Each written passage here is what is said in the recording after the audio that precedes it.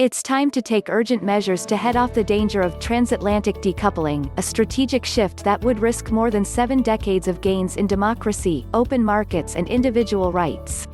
With all the recent attention to the ongoing economic and technological decoupling of the United States and China, far too little attention has been paid a slower-moving, dangerously growing transatlantic divide. Unaddressed, the result could be a tectonic, strategic shift away from the trans-continental relationship that built and defined post-World War II Europe and shaped the last 75 years globally. At a time when the global balance of power is shifting in China's direction, transatlantic failure could be a decisive geopolitical factor. The damage would be far-reaching for America's worldwide interests, for European unity and influence, and for the most significant community of democracies and open-market economies the world has ever known, accounting for nearly half of global GDP. The challenges that we face over the next decade are greater than any of us can tackle alone, said NATO Secretary Jens Stoltenberg this week at a virtual event staged by the Atlantic Council and the German Marshall Fund.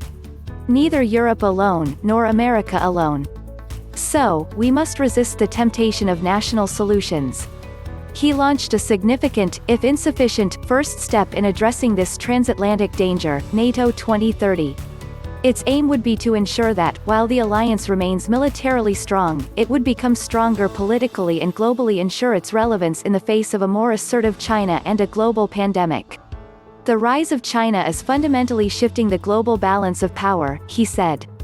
Heating up the race for economic and technological supremacy. Multiplying the threats to open societies and individual freedoms. And increasing the competition over our values and our way of life. New tensions have highlighted the dangers of transatlantic decoupling.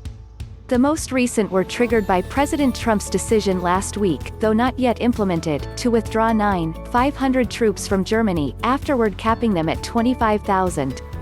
It was less the decision that irked allies than the timing and apparent failure to have consulted allies.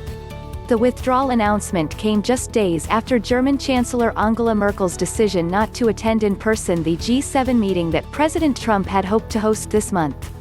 At the same time, differences are festering between European countries and the United States about how best to manage an increasingly assertive China, particularly as Beijing-Washington tensions grow. European concerns about China have also deepened, but Washington's rapid moves to punish China for its move to limit Hong Kong's autonomy contrast with Brussels' more muted response and determination to avoid sanctions.